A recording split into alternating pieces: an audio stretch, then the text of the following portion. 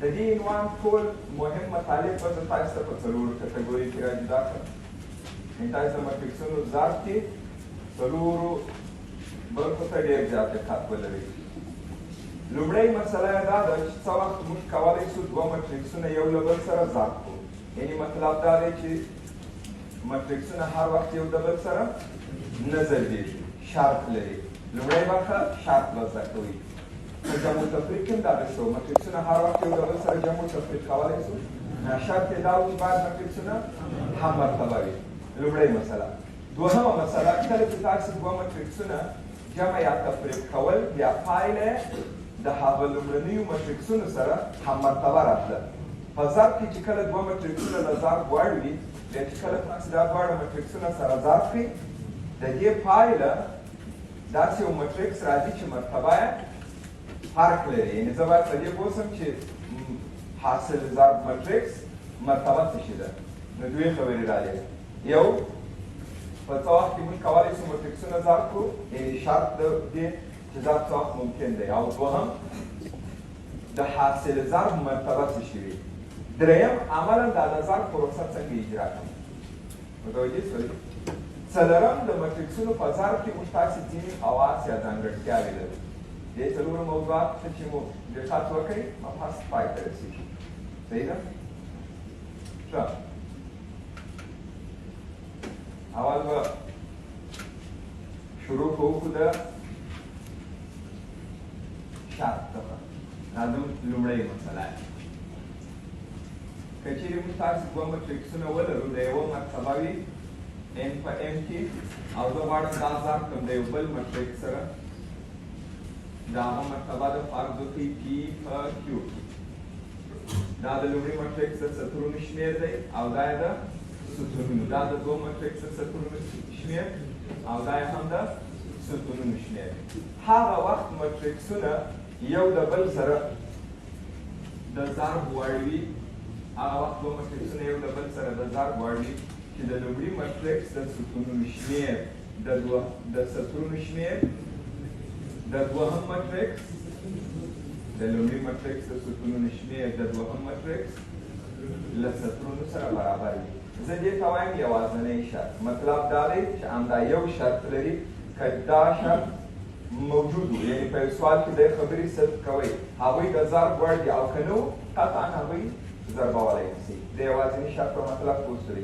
که دا خبره وه خو صحیح ده، تاسو کولی شئ ضرب اجرا کړئ. که دا خبره نه وه، هېڅ امکان نه لري چې هغه مټریکسونه یو له بل سره ضرب کړو. په څلورو خبرې کې یوه دا ده. اوس فرض وکړئ چې د لومړي مټریکس د ستونونو شمېر د دوهم مټریکس له سطرونو سره برابر دی، نو دا خو د ضرب وړ دي، او حاصل به یې درته راشي C مټریکس. اوس د حاصل مرتبه به څه شي وي؟ د حاصل مرتبه د محصله مټریکس یا د دې حاصل ضرب مټریکس د سطرونو شمېر د لومړي مټریکس د سطرونو سره برابر راځي، او د ستونونو شمېر یې د دوهم له ستونونو سره. ولې هغه چې شرط و m د p سره مساوي، دا یې شرط و، دا پاته n q د حاصل ضرب مرتبه درته راځي. په هغه څلورو خبرو کې دوې خبرې دا وې. اوس تاسو که دلته یو مسلې ته دقت کړئ، زه درته وایم چې د لومړي مټریکس د سترونو شمېر د ستونونو شمېر د لومړي مټریکس د ستونونو شمېر د دوهم د سترونو سره برابر وي. دلته یو مسله موږ تاسو ذکر کړه چې تر اوسه تر کوم ځای چې موږ تاسو درس ویلی دی، دا خبره موږ نه وه کړې. هغه کومه مسله؟ په ضرب کې لومړی او دوهم مسله ذکر کول. متوجه یاست؟ دا د لومړي او د دوهم مسله په ضرب کې موږ ځکه نه ذکر کولی چې تاسو کولی شئ په ضرب کې ځایونه بدل کړئ. دا په مټریکس کې ولې راغلی دی؟ حتما په مټریکس کې، دا بیا زه په خاصیتو کې درته وایم، خو مخکې تر مخکې ذکر کوم، حتما په مټریکسونو په ضرب کې تبدیلي قانون شتون نه لري. بلکل همداسې مسله ده. ولې کله چې زه تاسو ته وایم تبدیلي خاصیت صدق نه کوي یا تبدیلي قانون وجود نه لري، د دې مطلب دا نه دی چې یو استثنا نشي پیدا کولی. کېدای شي تاسو یو دوه مټریکسونه پیدا کړئ چې A په B کې ضرب کړي، B په A کې ضرب کړي، د دوی حاصل برابر راشي. دا ممکنه ده، خو دا خبره دایمي نه ده. یعنې په سلو سوالو کې په یو دانه کې یا په زرو سوالو کې په یو دانه کې کېدای شي داسې مسله راشي. اما دا خبره دایمي او عامه نه ده. چې دایمي او عام نه وي، بیا موږ هغه په خاصیت کې نه راولو. خبرې ته متوجه یاست؟ هغه په خاصیت کې نه راځي. نو په مټریکسونو کې تبدیلي قانون یا تبدیلي خاصیت شتون نه لري. A ضربې B برابر نه وي له B ضربې A سره. نو کله چې دوی برابر نه دي آیا د لومړي او د دوهم مسله دلته راتلای شي؟ بالکل. یعنې ته خو په مټریکسونو ضرب کې ځای نه شې بدلولی. چې کله ته ځای نه شې بدلولی دلته خبره مهمه شوه چې لومړی کم یو دی دوهم کم یو دی. اوس نو دا شرط چې زه درته وایم د لومړي مټریکس د ستونونو شمېر دا خبره مفهوم پیدا کړي. دا خبره معنا شوله. صحیح ده؟ او لومړی مټریکس د مټریکسونو په ذات کې تبدیلي قانون شتون نه لري. متوجه شولې؟ دا وجود نه لري. دا د هغه څلورو خبرو څخه دوې خبرې درته رالې. یو د حاصل ضرب مرتبه څه شي ده او یو په کم شرط باندې موږ تاسو کولی شو دوه مټریکسونه یو له بل سره ضرب کړو. زه به اوس داسې په عمومي بڼه درته ووایم. فرض وکړئ یو مټریکس دی 4 په 15 کې. اوس تاسې ماته دا ووایاست چې زه د دې مټریکس مرتبه څه شي ونیسم چې ضرب ممکن وي. د ده ستونونه 15 دانې د دوهم سطرونه باید 15 چې دا د 15 ونیول بس دا ضرب ممکن دی. نو دې خدای وکړي دا بل عدد ته هر څه انتخاب کړي. زه وکړي دا 100 نیسم دا ضرب 100% ممکن دی. یوازینی شرط څه دی؟ د لومړي د ستونونو شمېر د دوهم د سطرونو سره باید برابر وي. دا خبره شرط ده. متوجه شوئ؟ دا ضرب وړ دي ضرب فیصده. نو هغه حاصل ضرب چې لاسته راځي د هغه مرتبه به څه وي؟ سطرونه یې د لومړي سطرونه ستونونه یې د دوهم ستونونه 4 په 20. اوس ګورئ زه یو مټریکس درته دوه مټریکسونه لیکم. تاسې راته چې دا دواړه یو په بل کې د ضرب وړ دي که نه.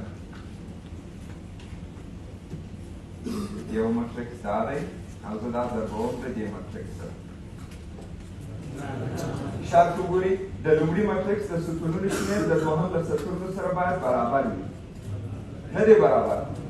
اما که تاسې یو بلې مسلې ته دقت وکړئ دا هم 2 په 3 کې دی او دا مټریکس هم څه شی دی 2 په 3 کې. او موږ تاسو وایي چې دا ضرب امکان نه لري. یعنې دا ضرب نه اجرا کېږي. نو خبره یې دا ده چې د مټریکسونو په ضرب کې شرط هم مرتبه‌توب نه لري. هغه د جمع او تفریق په برخه کې په ضرب کې هم مرتبه‌توب شرط نه دی. دا وګورئ هم مرتبه دي خو نه ضربېږي. بل درته لیکم هم مرتبه دي ضربېږي هم. نو کېدای شي هم مرتبه ضرب شي کېدای شي هم مرتبه ضرب نه شي. زه هم مرتبه مسله په شرط کې راولم نه. زه وایم د لومړي د ستونونو شمېر د دوهم د سطرونو سره باید برابر وي. ګورئ یو بل درته ولیکم هم مرتبه وي او ضرب یې ممکن وي. دلته به درته ولیکم مثال فرض وکړئ یو مټریکس ای دی 4 په 4 او دا ضربوم د بل مټریکس اف دی 4 په 4. اول درته هم مرتبه دي او د لومړي د ستونونو شمېر د دوهم د سطرونو سره برابر دی. نو خو د دې ضرب هم ممکن شو. صحیح ده؟ نو یوازینی شرط چې موږ دلیل یې دا و. ښه تر دې ځایه خو تاسې بلد شولئ.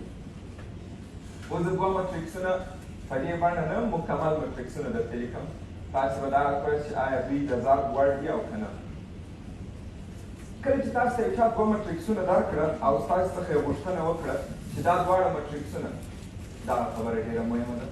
زه تاسو ته دوه مټریکسونه درکوم دغه ځای راخلم بېرته درته.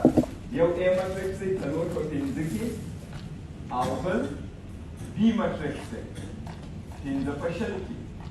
دا دوه مټریکسونه دي. اوس زه تاسو ته پوښتنه کوم آیا دا دواړه مټریکسونه د ضرب وړ دي یو په بل کې که نه؟ مهمه مسله یې څه شې وه چې ته به سوال وکړې وا A ضربې B غواړې که B ضربې A. متوجه شولې؟ اوس په دغه کې B ضربې A ممکن دی؟ نه، ځکه د لومړي ستونونه 20 راغله او دا 20 نه دی. او A ضربې B ممکن دی؟ د لومړي ستونونه 15 راغله د دوهم ستونونه 15. یعنې په ضرب کې دا خبره ډېره زیاته ضروري ده چې زه باید معلومه کړم چې دوه مټریکسونه د ماته راکړي A ضربې B یادېږي که B ضربې A یادېږي. اخدای ورته دا خبره هم مهمه وي. ځینې وخت یې دواړه برخې ممکن راځي. دې ته اوس تاسې توجه وکړئ. زه یو مټریکس درته لیکم وم A دی 3 په 8 کې او B مټریکس درته لیکم B مټریکس دا 3 په 8 کې دی. دا به ولیکم مثال 8 په 3 دا هم جوړ کړئ.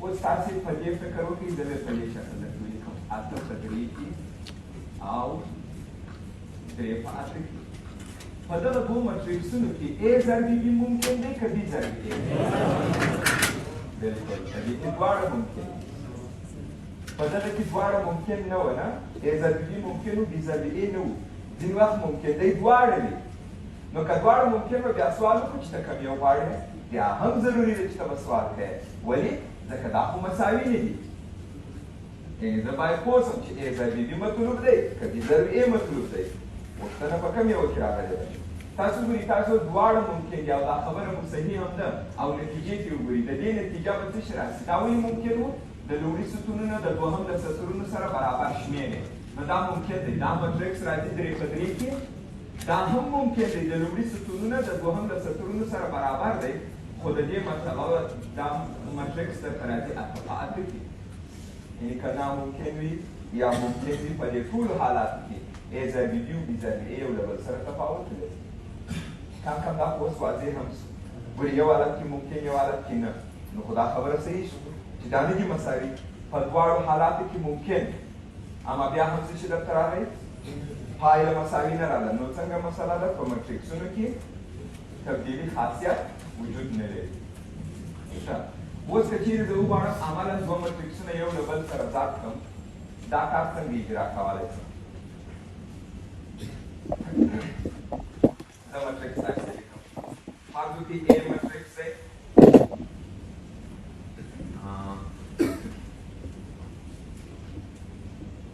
درې پنځه یو څلور دا یو مټریکس او دوهم مټریکس دی C یا B مټریکس یو صفر درې دوه صفر څلور آیا د دې دواړو مټریکسونو ضرب ممکن دی خبره مهمه ده A ضرب B دی که B ضرب A ځکه دا اوس B ضرب A ممکن دی که B ضرب A زه پیدا کوم د لومړي سطرونه درې راغله او د دوهم سطرونه درې نه دي B ضرب A ممکن نه دی اما A ضرب B ممکن دی چې ممکن دی اوس زه راځم دې دوهمې خبرې ته ما تاسو ته درېیمې خبرې ته درېیمه خبره دا وه چې عملا ضرب څنګه اجرا کوو اسانه دی خو تمرین غواړي یعنې ته مجبور یې چې ډېر زیات کار وکړې د صبر قانون کوم په یاد دی سمره د میتود دا څنګه راځم لومړي ته درې پنځه یو څلور زه اوس تاسو ته د ضرب کولو طریقه درښیم یعنې دا رقم به یې کوئ د لومړي مټریکس به واضح کړئ دوهم مټریکس به واضح کړئ تر دې ځای په تاسو متوجه یاست یو صفر درې دوه صفر څلور کولی شئ وړاندوینه وکړئ چې دا په څو برخو کې مټریکس راشي د دې حاصل سطرونه د لومړي سطرونه ستونونه د دوهم نو دغسې یو مټریکس به راشي دوه په درې کې راشي صحیح ده نه دوه په درې دا مې ځکه درته ویل چې وړاندوینه وکړئ چې زه دلته غواړم مخکې تر مخکې هغه فارمټ یې ورته رسم کړم اوس توجه وکړئ عملا یې څنګه زده کوئ د لومړي مټریکس به سطر انتخاب کړئ او شروع د اول څخه کوو وګورو کې دا په یاد وساتئ د لومړي مټریکس به سطر انتخاب کړئ او د دوهم مټریکس به ستون دا دواړه به یو له بل سره ضرب کړي دا د لومړي عناصر به یو له بل سره ضرب کړي څنګه اولي عنصر به د اولي سره ضرب کړي دوهمي به د دوهمي سره ضرب کړي چې دوی مو سره ضرب کړله هغه حاصل ضربونه به په خپلو کې سره جمع کړي د دې ټول کار په پایله کې یوه دانه عدد لاسته راځي او هغه عدد د دې مټریکس یو عنصر دی بیا درته وایم د لومړي مټریکس مو سطر انتخاب کړئ د دوهم مټریکس مو ستون انتخاب کړئ دا عناصر به په دې عناصرو کې ضرب کړي ګورئ ضرب کړو درې ضرب یو درې یو ضرب صفر صفر اوس نو درې و صفر بیا په خپلو کې جمع کړئ درې یو عدد په آخر کې لاسته راغلی که نه هغه د دې مټریکس یو عنصر دی اوس خبره دا ده چې هغه یو عنصر چیرې ولیکم کېدای شي چې یو چا ته هم نه وایه هغه خپل په تحلیل باندې ووایي چې دا دلته ولیکه متوجه شولې او د دغه ځای هم دا ښکاري لومړی سطر دې په لومړي ستون کې ضرب کړی و نو دا به په یو یو کې ولیکې تاسو د دغه عنصر ادرس په یاد و دا ا یو یو یعنې لومړی سطر لومړی ستون متوجه شئ د دغې خبرې په اساس هم دی ته دا یوه دانه چې جوړ شو نور یې بیا خپله جوړولی شي اوس بیا څه کار کوي دا په یو ضرب اجرا کوي سطر به تر هغه وخته پورې نه تغیروئ تر څو چې مو عیني پروسه پر ټولو ستونونو نه اجرا کړې. عیني کار ورسته کوم. لومړی ستون خو ضرب شو، اوس دوهم ستون ضربوم. اورئ ورته؟ عیني ضرب دی. اوس ګورئ اولي عنصر په اولي کې ضرب کېږي، درې درې نهه، دوهمي په دوهمي کې یو ضرب دوه. دا که په خپلو کې جمع کېږي دا نهه او دوه یولس. هغه به دلته ولیکئ. ګورئ لومړی سطر دوهم ستون ولیکل شو په یو دوه کې. په خلاصه توګه دا رقم درته ووایم چې اسانه په سوالو کې کار کوي. کله چې مو لومړی سطر ضربوئ په لومړي سطر کې به لیکنې کوئ، چې کله مو دوهم سطر په ضرب کې شروع کړئ حاصل به په دوهم سطر کې لیکئ. خبره خلاصه. ښه، لومړی ستون هم ضرب شو، دوهم ستون. اوس به څه کار وکړئ؟ درېیم تر هغه وخته ضرب کړو تر څو چې ټول ستونونه مې خلاص کړي. اوس راځم دې ته دا ضربوم. اولی عنصر په اولی کې درې ضربې صفر صفر، دوهم په دوهم کې یو ضربې څلور څلور. بیا په خپلو کې دا جمع کوئ صفر څلور څلور. دا به ولیکئ دلته. اوس آیا کوم ستون پاته دی چې ضرب کړی نه دي؟ نو کله چې ټول ستونونه ضرب شوله نوبت راځي د دوهم سطر. په اوسني سطر څه وخت تجربه چې کله مې ټول ستونونه دانه دانه ضرب کړه بیا زه شروع به کوم د دوهم سطر. اوس یې ضرب کړئ. عیناً هماغه رقم پروسه ده لکه څنګه چې مخکې وو. سطر مو څنګه ضربوئ؟ یو په لومړي ستون کې، بیا په دوم، بیا درېیم. اوس همدا کار په لومړي سطر کې مو اجرا کړی د دوم دپاره عین طریقه ده. دا به ضرب کړئ په څه شي کې؟ یو په لومړي ستون کې، د هغه سطر به ضرب کړئ بیا په دوم ستون کې، د هغه سطر به ضرب کړئ په درېیم. لکه مخکې چې مو دا سطر یو په لومړي ستون کې ضرب کړئ بیا په دوهم ستون کې او بیا په درېیم کې. اوس چې ضرب کوئ په ترتیب خو پوهېږئ. په سطر کې ترتیب مو ویلو د چپ طرفه څخه او په ستون کې د لوړه. نو اولي د اولي سره ضرب کړئ. پنځه ضرب یو پنځه، څلور ضرب صفر صفر، پنځه صفر پنځه. هغه حاصل ضربونه بیا په خپل منځ کې جمع کوئ. ښه، اوس په دوهم سطر کې پنځه درې پنځلس، څلور ضرب دوه اته، اته پنځلس درویشت. دا به ولیکئ دلته. اوس دا په اخر کې ضرب کړئ. پنځه ضرب صفر صفر، څلور څلور اړه.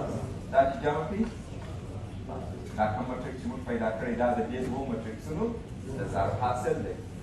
ټول متوجه شوه؟ بي ضرب اې څنګه دی؟ نه پیدا کېږي. دا خبره تقویت شوله. موږ په عملاً په مثال کې ولیدله. صحیح ده. ځینې وختونه کولی شو د مثال په راوړلو سره یو مسله معلومه کړو یا یې ثابته کړو چې دا خبره سمه ده که ناسمه. دا اوس یو ډول ضرب ممکن و بل ډول نه دی ممکن. نو مطلب دا چې دا مسایل کېدای نیست او دا خبره صحیح ده. تاسې د شروع څخه تر دغه ځای پورې چې کوم درسونه ویلي دي اولینه مسله چې اوس ورسره مخ شولې چې په ضرب کې تبدیلي نه وو، هغه همدا د مټریکس مسله وه. په طبیعي اعدادو کې تبدیلي وو، په تام کې تبدیلي وو، په کثیرو کې، په جذري اعدادو کې، په پولینومونو کې، په مختلف عددونو کې. اوس د مټریکسونو په ضرب کې تاسو ولیدل چې تبدیلي قانون وجود نه لري. ښه، دا بلکل د ضرب وړ دی. طریقه یې څنګه وه؟ د اولي مټریکس سطر انتخابوئ، د دوهم مټریکس ستون. تاسو متوجه یاست دا طریقه سخته نه ده خو تمرین غواړي. یعنې که دا په دوامداره توګه تکرار نه شي یا ډېر سوالونه پکې کار نه کوي طبیعي ده دا ډېروي نو ویریږي څنګه مو دا د ضرب پروسه مخته وړله. ته دا چې ضربوئ څنګه؟ اولی عنصر د اولي سره، دوهم د دوهم سره، درېیم د درېیم سره. ترتیب مهم دی. آیا دوه د دې سره ضربېږي؟ نه، دا چې د چپ طرفه دی دا د لوړ طرفه. دوه ضرب یو که چیرې د تعداد د عناصرو ډېرېدی هېرېدل په یو کونج کې ځانو ته لیکي چې په یاد م پاتې وي. مثال اوس ورته ګورئ دوه ضرب یو دوه التزام ته لیکم چې یو ضرب منفي دوه منفي دوه منفي دوه ودرېیم منفي شپږ. اوس چې دغه اعداد ټول جمع کړئ په خپلو کې د هغوی جمع کېدل ومې ویل درته منفي شپږ راځي. دا یې منفي شپږ. تاسې وړاندوینه کوي د حاصل مرتبه به څو په څو کېږي. سطرونه یې د لومړي سطرونه چې دوه دی، ستونونه یې د دوهم چې درې دی، نو دوه په درې کې راځي. تر مخکې دا د حاصل مټریکس سایز درته معلوم وي یا مرتبه دا خو مو معلوم کړئ. بیا نو څه کول؟ تر څو مې ټول ستونونه نه یې ضرب کړي سطر همدا نیسو. همدا سطر د دې وارې دا ستون ضربوم. دوه په منفي یو کې ضرب کړي، منفي دوه، یو په صفر کې، منفي دوه په دوه کې. دا چې ټول سره جمع کړي منفي شپږ. تاسې ما ته وایئ زه څه غلطي کوم؟ دا دې په دوم سطر کې ولیکئ اول ته دې ضرب کړی دی لومړی سطر ما ته ټول تر څو وخته چې لومړی سطر ضربېږي حاصل هم په لومړي سطر کې لیکل کېږي نو دا نه دی چې دلته به یې ولیکئ دلته لیکنه زه هغه وخت شروع کوم چې کله دوهم سطر په ضرب کې راشي اوس یې د درېیم سره ضرب کړي دوه د پنځه سره لس یو شپږ او منفي دوه څلور منفي اته لسو شپږو منفي اته شپاړسو منفي اته مثبت اته کله چې ټول ستونونه ضرب شول نور نو د لومړي سطر ضرب پروسه خلاصه ده بیا څه کوئ بیا په دوهم سطر باندې شروع کوئ اوس به دا ضرب کړي یو په لومړي ستون کې بیا په دوهم ستون کې بیا په درېیم اولي عدد د اولي سره درې پنځه پنځلس یو ضرب شپږ پنځه ضرب څلور شل دا به ټول په خپل منځ کې ویني ځینې وخت مو هېرېږي ښه ده یو ځای کې لیکنه کوئ دا چې ټول سره جمع کړي ټوله دا ډالۍ یو څلوېښت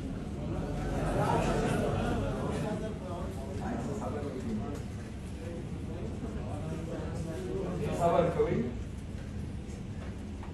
درې مو ضرب کوئ په یو کې درې یو مو ضرب کوئ په منفي دوه کې منفي دوه درې منفي دوه پنځه مو ضرب کوئ په درې کې پنځلس دا راغلی شپاړس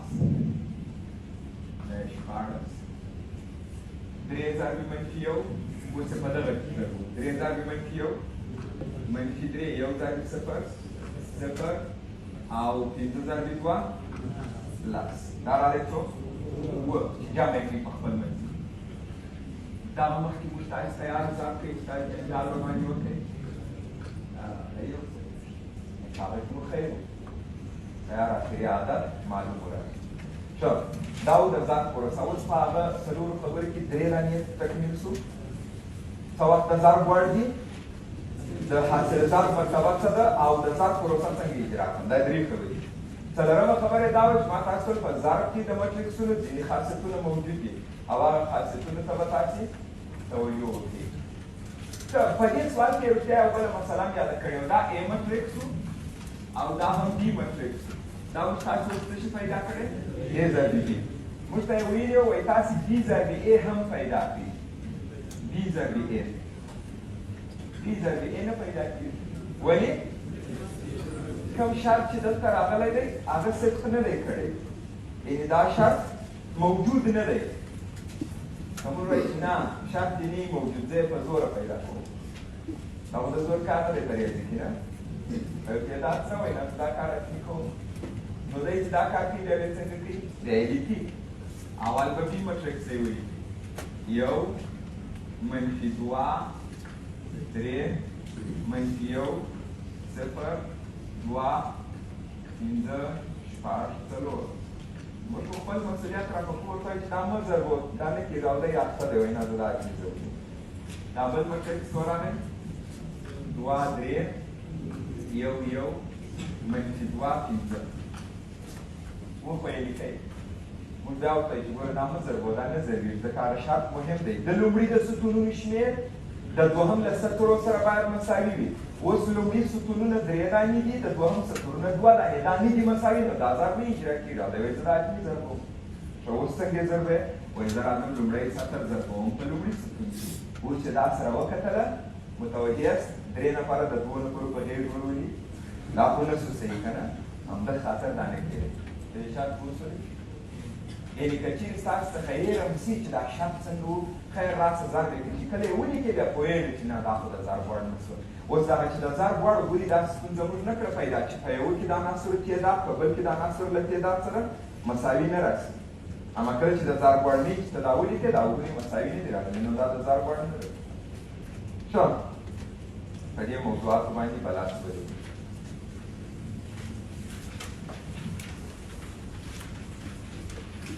د مټریکسونو د ضرب خاصیتونه کم خاصیتونه موږ تاسو د مټریکسونو په ضرب کې لرو تاسو دقت ورته وکړئ دې مسلې ته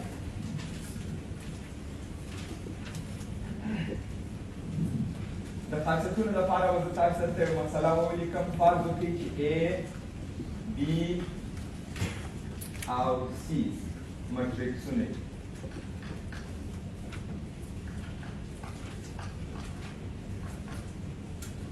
فرض وکړئ چې A B او C مټریکسونه دي او دا خاصیتونه چې زه درته بیانوم هر عملیه چې زه دا د خاصیتونو منځ کې لیکم تاسې به داسې فرض ولرئ داسې تصور به ولرئ چې هغه عملیه ممکنه ده تر څو چې خاصیت وویلی سم یعنې فرض وکړئ عملیه ممکنه ده یو خو دا خاصیت و چې ما په شروع کې هلته درته لیکلی یو ځل یې بیا تکرار لیکم چې دا مهم دی تبدیلي قانون د مټریکسونو په ذات کې شتون نه لري B ضرب A مساوي نه دی له A ضرب B سره دا یو دې ته وګورئ د دې څخه به کمې خبرې ته متوجه شي که چیرې موږ تاسې درې دانې مټریکسونه د ضرب په حالت کې ولرو درې دانې مټریکسونه د ضرب په حالت کې ولرو لکه مثال په اعدادو کې چې به مو تر دوه ډېر اعداد درلودل اول به کوم دوه دانې ضربول کوم دوه دانې یعنې اختیاري وه دغه چې اختیار زموږ وي یعنې ترتیب پکښې کې موجود نه وي دې ته موږ تاسو وایي اتحادي خاصیت لري د اتحادي خاصیت مطلب دا دی چې ترتیب نشته او ستا اختیار ستا دی چې کوم دوه اول ضربه یې صحیح ده نو د مټریکسونو په ضرب کې اتحادي خاصیت شته اول A B ضرب کړي حاصل یې د C سره ضرب کړي دا مساوي دی چې اول B و C ضرب کړي او حاصل یې له A سره ضرب کړي یعنې اتحادي خاصیت شتون لري خو تبدیلي خاصیت شتون نه لري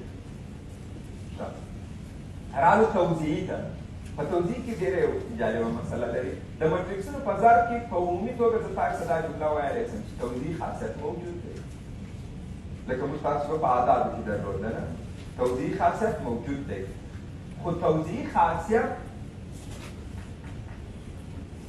موجود دی اما دا باریکي لازمي ده چې توجه ورته ولري فرض وکړئ زه ولرم A B جمع C دا درې سره مټریکسونه چې دلته مې درته لیکلی اوس زه کولی شم چې دا A مټریکس په B کې هم ضرب کړم دا A مټریکس په C کې هم ضرب کړم او هغوی خپل ترمنځ جمع کړم یعنې مطلب دا دی چې زه کولی شم دا په دې شکل ولیکم A ضرب B جمع A ضرب C اوس سوال دلته دی توضیح خاصیت موجود دی که نه یعنې زه کولی شم دا مټریکس په دې قوس کې ضرب کړم زه چې کله دا مټریکس په دې قوس کې ضربوم A د B سره ضربوم بیا په دا A و B کې چې ضربوم A اول ولیکم که B اول ولیکم دا خبره مهمه شوه یعنې موږ تاسې دا مسله په اعدادو په افادو کې نه درلوده که چیرې زه تاسو ته ولیکم A ضرب B جمع C زه چې دا ضربوم A په B کې ضربوم او A په C کې اوس چې A په B کې ضربوم سوال دا دی دا ولیکم A B که ولیکم B A پروا نه لري زړه A B لیکې زړه B A لیکې خو د مټریکسونو په ضرب کې کله چې زه دا دلته ضربوم زه دا بیا ولیکم A ضرب B او که زه دا ولیکم B ضرب A دا ځای مهم دی هغه خو ما تاسو ته ګورئ د جواب دا دی وایي شرط ته ګورو هغه ما تاسو ته وویل چې تاسو به فرض وکړئ چې دا عملیه ممکنه ده اوس د خاصیت په برخه کې موږ خبرې کوو څه ووایه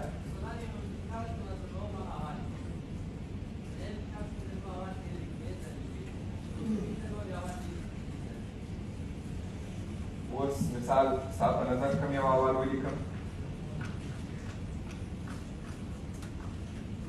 دلته A په قوس کې ضربوم دلته A په قوس کې ضربوم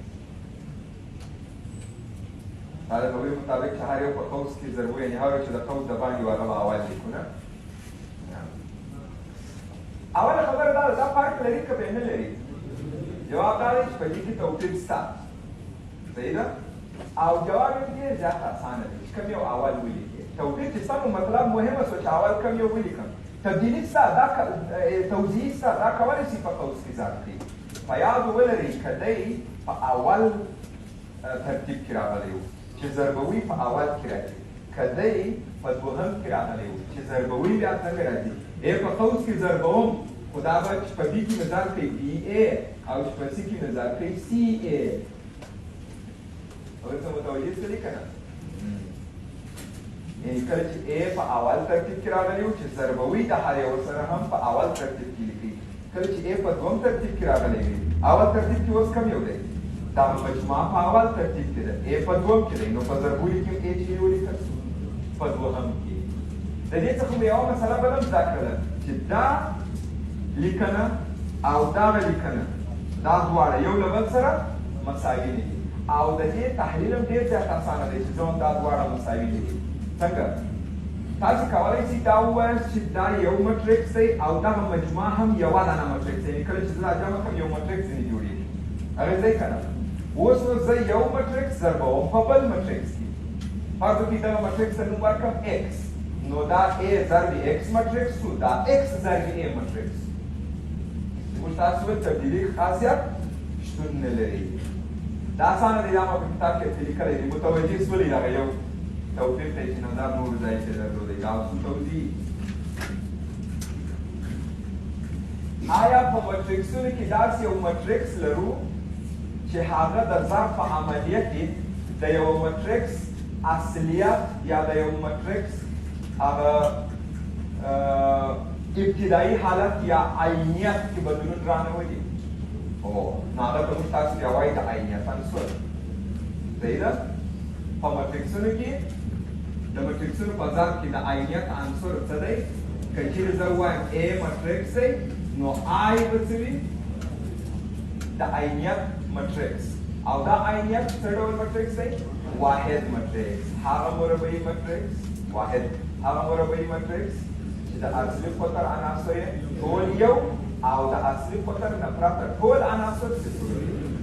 بیا په یاد ولرئ په دغه حالت کې که تاسو ا مټریکس په آی کې ضرب کړئ په دغه ځای کې نو بیا دا خبره شته یا آی په ا کې ضرب کړئ د دې پایله به د دې ونیسئ.